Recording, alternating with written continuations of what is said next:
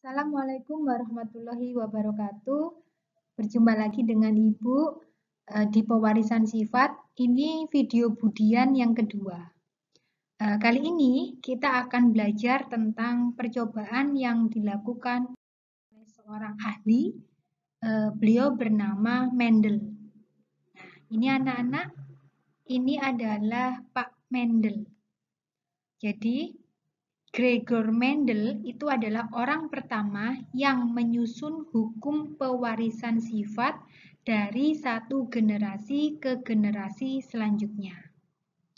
Langkah-langkah percobaan yang dilakukan oleh Pak Mendel yang pertama adalah menentukan objek penelitian. Pada waktu itu, objek penelitian yang digunakan adalah kacang ercis, atau kita mengenalnya dengan kacang kapri. Kemudian mencari tanaman bergalur murni. Mendel memilih dua tanaman homozigot atau galur murni dalam percobaannya. Tanaman galur murni tersebut diperoleh setelah Mendel melakukan uji silang atau yang disebut dengan tes cross. Dan yang ketiga, melakukan persilangan. Mendel menyilangkan antar tanaman kacang ercis yang memiliki satu sifat beda atau yang disebut dengan monohibrida atau monohibrid. Percobaan Mendel menghasilkan beberapa aturan pewarisan sifat, yaitu sebagai berikut. Sifat makhluk hidup dikendalikan oleh sepasang gen. Satu gen berasal dari induk betina dan satu gen lainnya berasal dari induk jantan. Gen dapat bersifat dominan dan dapat pula bersifat resesif. Gen yang dominan akan menutupi gen resesif, sehingga gen yang dominan akan muncul, sedangkan gen yang resesif akan tertutupi. Pada saat pembentukan gamet, pasangan gen akan memisah, masing-masing akan berada di gamet.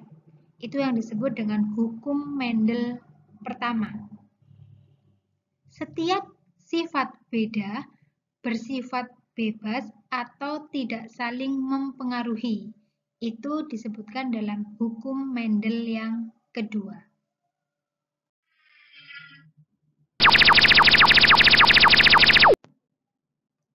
Persilangan hibrida atau bastard.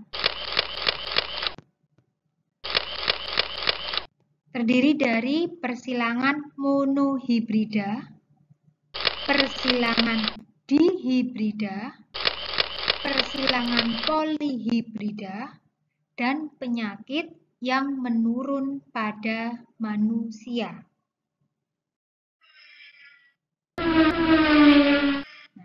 Pada kali ini kita akan belajar terlebih dahulu tentang persilangan monohibrida. Masih ingat anak-anak ya, monohibrida itu apa? Itu ada di video Ibu yang pertama. Nah, betul sekali. Jadi monohibrida itu adalah satu sifat beda, mono. Jadi satu. Jadi persilangan dengan satu sifat beda. Contohnya adalah tumbuhan berbunga kuning disilangkan dengan tumbuhan berbunga merah. Jadi satu sifat bedanya, satu berwarna kuning dan yang satunya berwarna merah. Jadi sifat yang berbeda hanya satu, yaitu warna. Yang kedua, kucing berbulu putih dikawinkan dengan kucing berbulu hitam. Ini juga sama anak-anak, yaitu sifat bedanya adalah warna.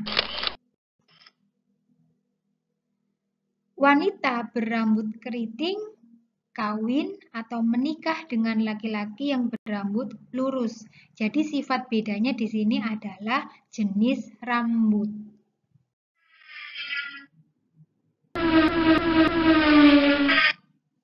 Berikutnya kita akan mempelajari terlebih dahulu mengenai persilangan monohibrida dominasi penuh.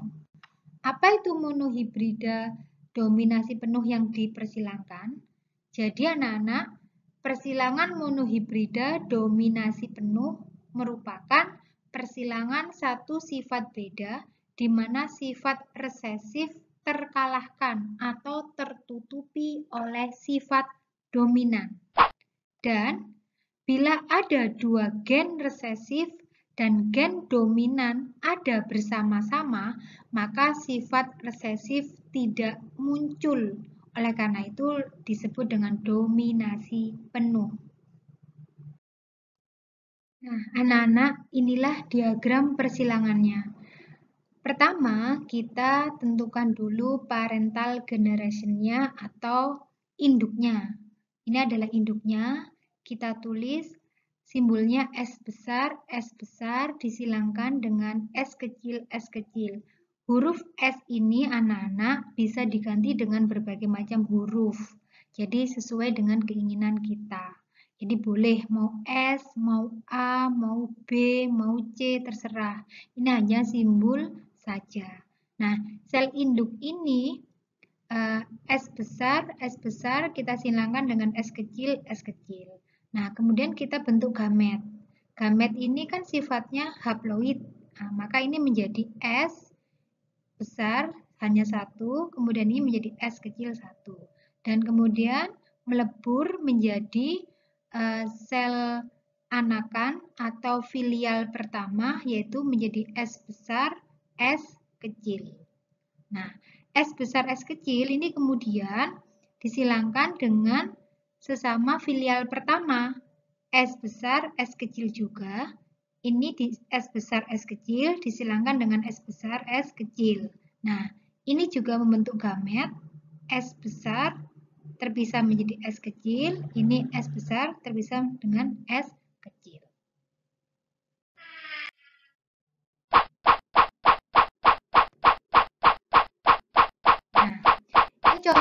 Contohnya anak-anak, tanaman berbatang tinggi dominan itu biasanya lazimnya dituliskan dengan huruf kapital T besar disilangkan dengan tanaman berbatang rendah T kecil. Karena yang satunya dominan, maka yang satunya pasti resesif. Gitu ya. Tulis T kecil. Bagaimana perbandingan keturunannya sampai dengan filial kedua? Nah, pertama kita tentukan parentalnya dulu. Ini fenotipnya tinggi disilangkan dengan rendah. Genotipnya T besar disilangkan dengan T kecil. Kita tentukan gametnya dulu. Gamet tadi Bu bilang haploid ya, makanya hanya T besar. T besar kan sama, kita cukup tulis 1. Ini juga T kecil pisah, kita cukup tulis 1. Maka keturunannya pasti T besar, T kecil. Karena dominan tinggi, karena di sini muncul T besar, anak-anak, ini T besar, ada T besarnya. Maaf, hapus dulu. Nah, ini kan ada T besarnya. Di sini kan ada T besarnya. T besar, T kecil. Nah, ini kan dominan. Maka yang tampak adalah yang fenotipnya adalah tinggi. Jika genotipnya T besar, T kecil, maka fenotipnya adalah tinggi. Nah, setelah mendapatkan keturunan filial pertama, maka kita jadikan sebagai parental atau induknya agar mendapatkan keturunan yang kedua. T besar T kecil kita cross dengan T besar T kecil. Gametnya T besar T kecil, T besar T kecil. Filial keduanya bagaimana?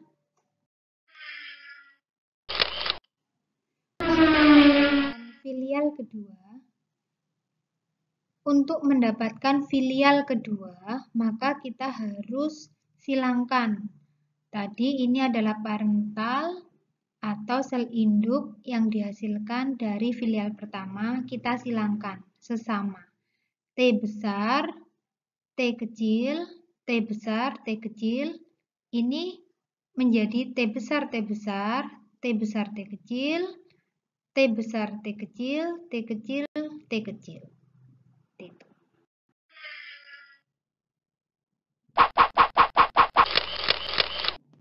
Nah, perbandingan genotipnya adalah T besar dibanding T besar, T kecil dibanding T kecil adalah 1:2:1.